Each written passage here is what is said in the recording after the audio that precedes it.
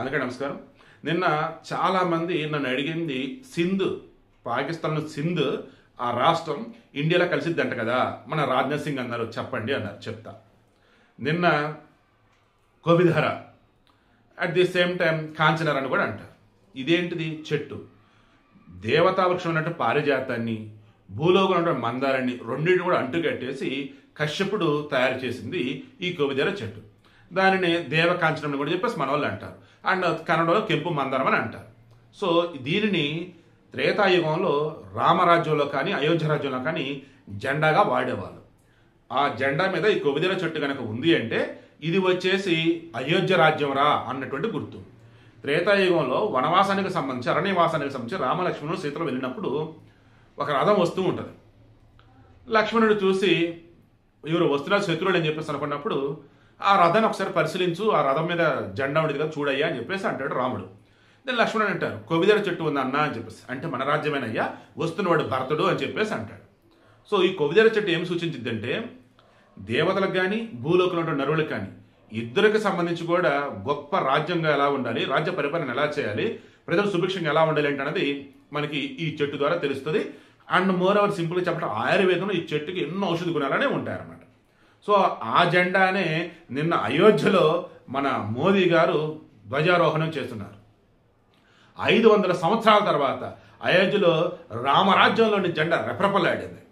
అదే సమయంలో మన మోదీ కానీ రాజ్నాథ్ సింగ్ కానీ ఎవరైనా సరే దేశ నాయకులు అంతా కూడా మాట్లాడింది ఒకే ఒకటి, భరించాం భరించాం భరించాం. ఎన్నాళ్ళుగా మనం ఏదైతే భరించామో ఇక భరించాల్సిన అవసరం లేదు. స్వేచ్ఛ స్వతంత్రాలతో ఈ దేశం ఎలాగైతే ఉందో మరలా రామరాజ్య పరిపాలన దిశగా అడుగులు వేద్దాం. రావణాసురుడి యొక్క వారసులు ఎవరైతే ఉన్నారో, విభీషణుడు మళ్ళీ అది వేరు. రావణుడి యొక్క రాజ్యంలో ఎవరైతే విభీషణుడు లాంటి వాళ్ళు ఉన్నారో వారిని కాపాడదాం. బట్ రావణుడికి సంబంధించి అభిమానులు అంటూ ఫ్యాన్స్ కొన్ని వాళ్ళు ఉన్నారు చూసిరా, వారిని మాకు తుదముట్టిద్దాం. లైక్ ఎలా కావాలి ఆలోచనలు, అంతే తప్ప వాళ్ళు చంపుకుని కాదు.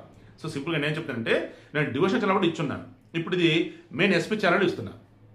మన రామరాజ్య పరిపాలనలో ప్రజలంతా సుభిక్షంగా ఉంటారు. ఆనాడు మతాలు ఏవి లేవు, ధర్మమే. ఈరోజు ధర్మమే అనుకోండి, కాకపోతే మతాలు పక్కన పెడతాం, ధర్మమే. ప్రజలంతా సుభిక్షంగా సంతోషంగా ఉండాలి. రామరాజ్య పరిపాలనలో మోడీ చేసి తీరుతాడు. ఓకేనా? ఆనాడు అయోధ్య రాజ్యానికి సంబంధించి రాజగురువు వచ్చేసి వశిష్ఠులు, తర్వాత రామలక్ష్మణులకు సంబంధించి విశ్వామిత్రుడు నేర్పిన పాఠాలు ఏవైతున్నాయో వాటిని తీసుకొచ్చి జనానికి సంబంధించి మేలు చేసే విధంగా ఆ రోజు పరిపాలన సాగించారు. ఈ రోజు కూడా ఉత్తరప్రదేశ్ సీఎం యోగి ఆదిత్యనాథ్, మన దేశ ప్రధాని మోదీ ఇద్దరు కూడా అంతే గొప్పగా పరిపాలన సాగిస్తూ ఉన్నారు. ఆనాడు వచ్చేసి ధర్మం ఉండేది, వర్ణాలు ఉన్నాయి. ఈ రోజు వచ్చేసి అదే ధర్మం ఉంది, కాకపోతే మతాలు ఉండేది పెద్ద డిఫరెన్స్ ఏమీ కాదు. ముస్లింలైనా క్రైస్తవులైనా ఒకటే గుర్తుంచుకోండి, ఇది భారతదేశం, స్నాన ధర్మానికి సంబంధించి పుట్టినిల్లు. ప్రపంచంలో ఉన్నటువంటి ఎవరైనా సరే సంతోషం ఇక్కడ బతకవచ్చు, అది మాత్రం గుర్తుంచుకోండి. ఇక ఇప్పుడు సింధు దేశంలో కలవచ్చు, సరిహద్దులు వేరైనా ఏదో ఒక రోజు దేశంలో కలవచ్చు అని రాజ్నాథ్ సింగ్ అన్నారు. దాంతో పాకిస్తాన్ ఉలిక్కిపడింది, భయపడుతుంది. కారణం, ఒకప్పుడు సింధు భారతదేశంలో భాగం, అండ్ పాకిస్తాన్ భారతదేశంలో భాగమే. కానీ పాకిస్తాన్ అంటే బలిచిస్తాన్ మనం కలుపుకుందని అనలేదు, అండ్ పంజాబ్ ఫ్రాన్స్ కలుపుకుందని అనలేదు. ఎందుకు ఓన్లీ సింధ్ అని చెప్పేస్తున్నాం? సింధులో ఇప్పటికీ అత్యధికంగా ఎవరున్నారు ఏంటన్నప్పుడు ఉమర్కోట్ జిల్లాలో హిందువులు ఉన్నారు, మిగతా చోట్ల ముస్లింలు ఉన్నారు.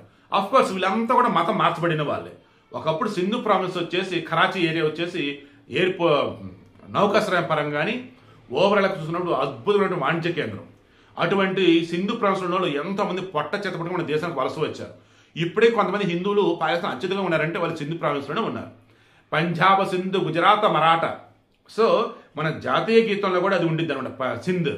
ఆ సింధు పేరు మీద హింద్ అన్నది వచ్చింది, హిందూ రాజ్యం, హిందూ. సింధు నది అద్భుతమైనటువంటి డెల్టా ఏరియా, పుష్కలమైన పంటలు పండుతాయి. సో ఆ సింధ్ అనేది మన భారతదేశంలో భాగం. ఇటు గుజరాత్కి రాజస్థాన్కి బోర్డర్. సో ఇలా చెప్పుకుంటూ పోతే ఏదో ఒక రోజు పాకిస్తాన్ ముక్కలు అవటం ఖాయం. అలా ముక్కలు రోజు బలిస్తాన్ సపరేట్ దేశం అయింది. ఖైబర్ పఖ్తూన్ఖ్వా వచ్చేసి ఆఫ్ఘనిస్తాన్ కలవచ్చు, లేదా సపరేట్ దేశం కావచ్చు. సింధు ప్రావిన్స్ భారతదేశంలో భాగమైంది. ఇక ఏదన్నా మిగిలితే ఆ పంజాబ్ ప్రావిన్స్ అని చెప్పేసి పాకిస్తాన్లో ఉంది చూసారా, అది మాత్రం మిగిలిద్ది అనమాట. ఇది విషయం. ఖచ్చితంగా రాను రోజుల్లో జరిగేది ఇదే. పాకిస్తాను బంగ్లాదేశ్ ముక్కలు అవటం ఖాయం. బంగ్లాదేశ్ కీలకమైన ప్రాంతాలు భారతదేశంలో అటు మయన్మార్లో కలుస్తాయి, ఇటు పాకిస్తాన్లో కీలకమైన భాగాలు వచ్చేసి అటు సెపరేట్ దేశం, కొన్ని మన దేశంలో అయితే కలుస్తాయి. రాసి పెట్టుకుని జరిగి తిరిగి 2047 వరకు మోదీ కనుక ప్రధానమంత్రిగా కనుక ఉంటే పాకిస్తాన్ బంగ్లాదేశ్ కనుమరుగవుతాయి, లేదా మన కాళ్ళ బేరానికి వస్తే భారతదేశం మాత్రం అఖండ భారతదేశంలాగా వెలుగొందిద్ది, చూస్తూ ఉండండి.